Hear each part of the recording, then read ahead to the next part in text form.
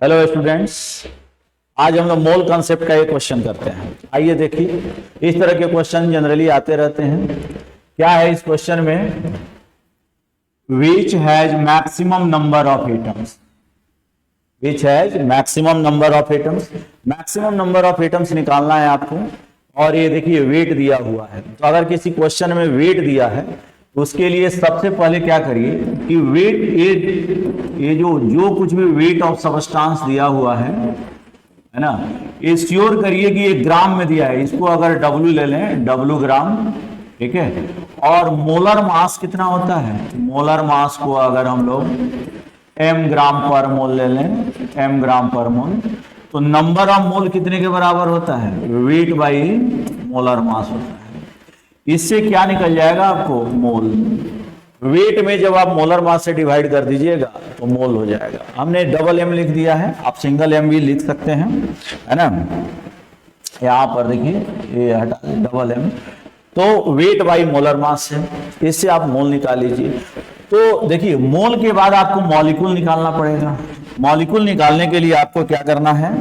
Molecule निकालने के लिए एक स्टेप 1 है या दूसरा स्टेप 2 है। स्टेप 2 में आप एक काम करिए कि मॉलिक्यूल का संख्या निकाल लीजिए। कैसे निकलेगा? तो मोल इनटू एवोगाड्रो नंबर। आप सबों को पता है एक मोल में एवोगाड्रो नंबर ऑफ एटम्स होते हैं, तो एवोगाड्रो नंबर से मल्टीप्लाई कर दी जितने मोल हैं उसमें, तो क्या मॉलिक्यूल निकल जाएगा। और स्टेप 3 में क्या है? स्टेप 3 में एटम्स निकालना है। एटम्स निकालना है। एटम के लिए आप क्या करिएगा? तो मॉलिक्यूल, जितना भी मॉलिक्यूल आया है उसमें आप एटॉमिसिटी से मल्टीप्लाई कर दीजिए। एटॉमिसिटी से मल्टीप्लाई कर दीजिए। अगर हम लोग सीरीज में एक साथ काम करें कि अगर आपको एटम ही कैलकुलेट करना है तो आपको करना क्या पड़ेगा? बोलिए। तो वेट बाई मोलर मास, मोल निकल गया। एवोगाड्रो नंबर से मल्टीप्लाई कर दिए तो मॉलिक्यूल निकल गया। और एटॉमिसिटी से मल्टीप्लाई जब कर देंगे तो आपका नंबर ऑफ एटम निकल जाएगा। यहां तो मॉलिक्यूल दिया हुआ नहीं है, ये सारे के सारे एलिमेंट है, एटॉमिक एलिमेंट है। इन सबों का एटॉमिसिटी 1 है, इसका भी एटॉमिसिटी 1, सबका एटॉमिसिटी 1 है। तो हम लोग 1 बाई 1 करके देखते हैं। ए में देखते हैं कि इसमें एटम कितने हैं, बताइए एटम कितना हो जाएगा। तो 24 ग्राम वेट दिया हुआ है, ग्राम में ही है। 12 इसका मोलर मास दिया है, 12, और इसमें वो गार्डो नंबर से मल्टीप्लाई कर दीजिए। एटॉमिसिटी 1 है, इस वजह से इसका क्या कितना आ जाएगा? 2Na, ठीक है। बी ऑप्शन में क्या दिया हुआ है? 56 ग्राम ऑफ आयरन दिया हुआ है। इसमें बताइए आयरन के कितने एटम हैं? तो आयरन के एटम्स को अगर हम लोगों को निकालना है तो क्या करेंगे? वेट कितना दिया है? 56।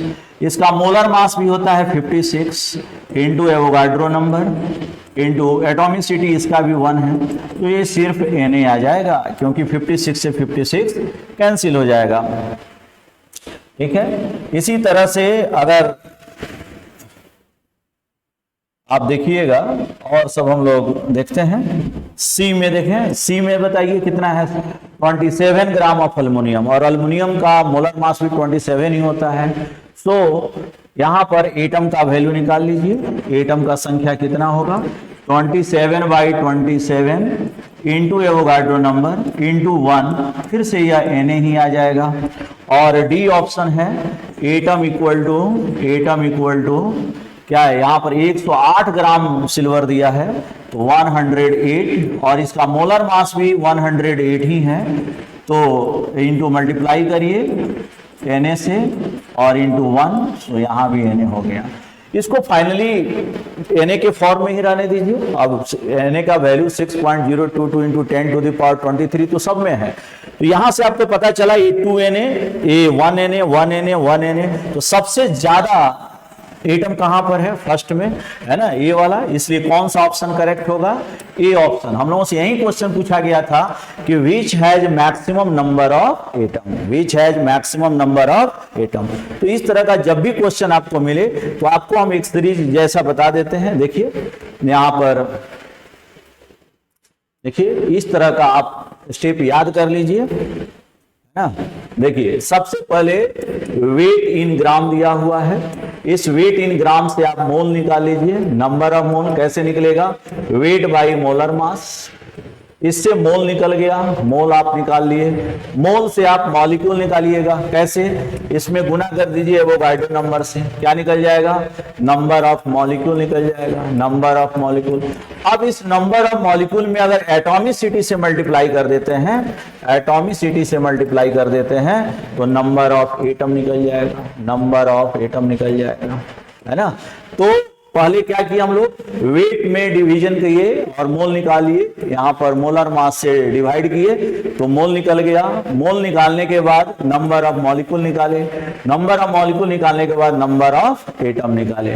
तो अगर किसी क्वेश्चन में सिर्फ मोल निकालना हो, सिर्फ मोल निकालना है तो वहां पर आप क्या कीजिएगा, वेट बाई मोलर मास कर दीजिए। हाँ, 1 ग्राम में होना चाहिए और मोलर मास ग्राम पर मोल में होता ही है।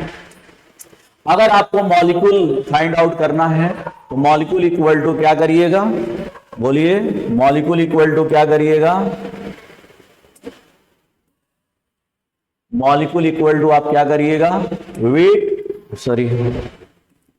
वेट बाई मोलर मास और इसमें मल्टीप्लाई कर दिए एवोगाड्रो नंबर से।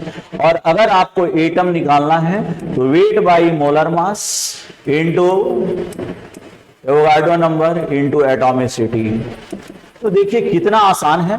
अगर आप ये 3 स्टेप को समझ गए तो इस तरह के क्वेश्चन को बड़ा ही इजीली आप सोल्व कर सकते हैं। अगर आपको किसी क्वेश्चन में सिर्फ मोल निकालना है, वेट दिया हुआ है तो पहले उसको ग्राम में कन्वर्ट कर लीजिए, क्योंकि कभी मिलीग्राम, नैनोग्राम, पिकोग्राम, है ना, माइक्रोग्राम इस तरह का दे देता है, तो ग्राम में कन्वर्ट कर लीजिए, मोलर मास से डिवाइड कर लीजिए, मोल निकल जाएगा।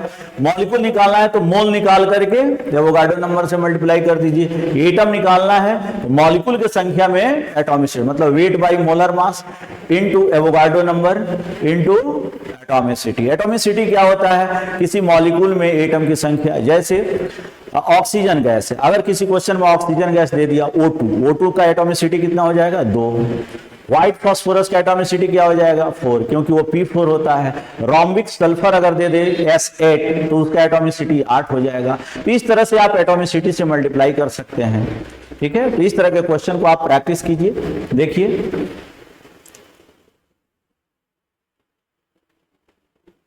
ओके।